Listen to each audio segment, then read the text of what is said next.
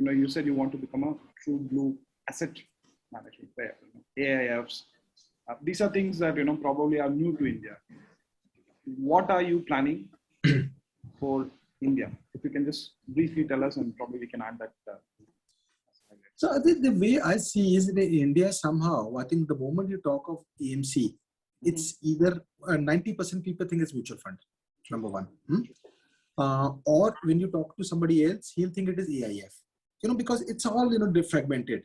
I think from our point of view, this comes from the genesis of, I think what I talked earlier, you have to see every investor differently and the investor needs are different. So today, a 5,000 rupee guy has a very different, wants a mutual fund. Someone who graduates wants a ETF. There is somebody who wants, whatever I talked about, the mutual fund investment thesis that I talked about earlier. But there are investors, HNIs, who don't want that at all.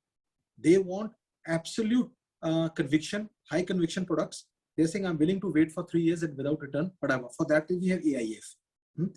Then what we're also trying to do is trying to leveraging Nippon Life's network, trying to get a lot of offshore money into India. So let me, give you example, the names, where all what has happened, so that it gives you an idea. So first, I think we have launched funds in Japan. So to Japanese, giving a Japanese investors an access to India. And then after that, I think we have given, so that is on the both the bond and the listed space. After that, working closely with Bangkok Bank, which is the largest bank of Thailand. Nippon Life has a 26% stake in life insurance company there. So I think they are already selling Bhartiya fund. In Sanskrit, as it's called Bhartiya fund. It's sold by 500 branches of Bangkok Bank. Recently, you have read about Taiwan. Cathay is the largest financial asset management company in the financial group in Taiwan. Nippon Life has a special relationship with them. So again, I think we will be, the idea here is two-way, to give Indian investors an access to Taiwan and giving Taiwanese investors an access to India. Similarly, we launched our first India ETF, first Indian ETF in Australia. You will also see Nippon Life is also one of the second largest shareholders in DWS. In Europe, and I think we are evaluating, again, too early for me to say what, I think evaluating what we can do. And Nippon, again, in the US also is a 26% shareholder in TCW and Putnam. I think we are evaluating. So I think the idea is, like I said, it's going to be a very different play, a domestic mutual fund, AIF, getting offshore money into India, then moving ahead.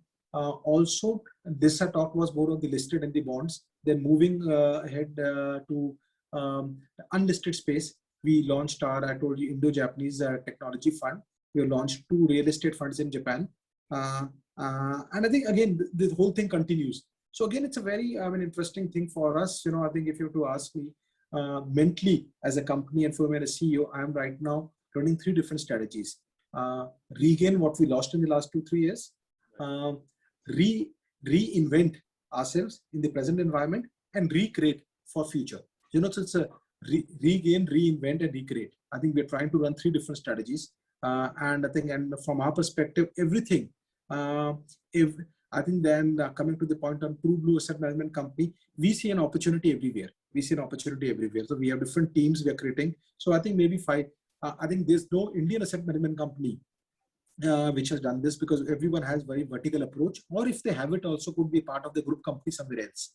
So I think you may, if you were to ask me years from now, not to be quoted for this discussion interview, but we can become potentially BlackRock of Asia, active fund, iShare, private equity, various things, and it happens to be in the asset management industry, Larry Flynn happens to be my, idol. I think it just happens to be, I think, so I mean, that's why I said it's a very difficult to visualize what we will do, but I think it's going to be. You sort of, read my mind, because my next question was, are you planning to be the BlackRock of India?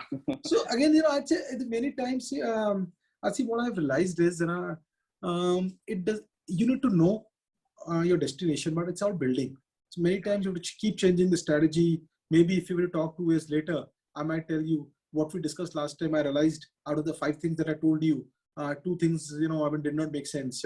I think so we dropped it midway. So I think it's again being very, very flexible and nimble, is very critical. And I think one thing that has also worked for the company and for me, I think along with passion, I think we've been very, very closely looking at the opportunities all around us and reacting very fast.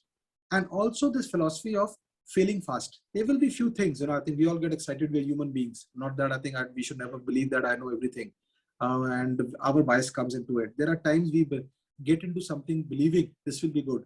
But I think the moment you realize it's not what you thought of, I think the idea is to move on, park it and move on.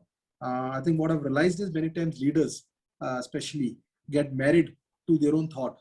And even when they realize it also, it's not going the right way, but it's very difficult to admit it was a wrong decision. So for me, I think I'm very clear on that. I think this has to be a practical approach. Not that, and not believing whatever we have thought, what I have thought is right. There will be things few will be wrong. Admit it and move on.